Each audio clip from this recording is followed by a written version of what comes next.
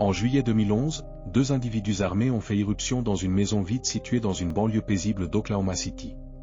Avec une maison remplie d'objets de valeur à voler et personne pour les en empêcher, les deux voleurs ont commencé leur travail.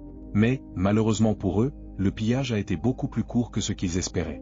Quelques minutes plus tard, la propriétaire est rentrée chez elle et les a surpris en train de piller sa maison. Au lieu de fuir avec les objets déjà volés, ils ont tenu la femme en joue avec une arme à feu et ont continué à saccager sa maison. Cela a duré plus d'1 heure. Pendant cet incident traumatisant, la femme se souvient avoir pensé qu'ils allaient lui tirer dessus et partir. Heureusement, les voleurs ont finalement quitté la maison sans lui faire de mal. Après le vol, la victime a refusé de révéler son identité à la presse, par crainte de représailles. Ensuite, elle a signalé l'incident à la police, mais, sans témoins et sans piste solide, l'enquête a finalement été classée et la femme a perdu l'espoir que les deux criminels soient retrouvés.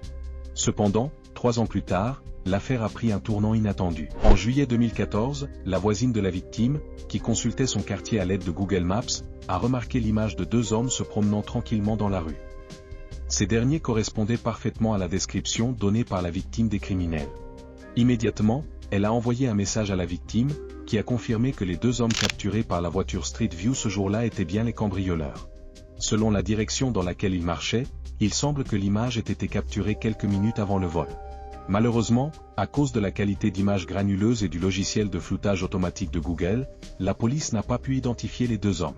Cependant, grâce à cette photo et à plusieurs indices supplémentaires, les autorités ont désormais de meilleures chances de retrouver les coupables. Tout cela, grâce à Google Maps.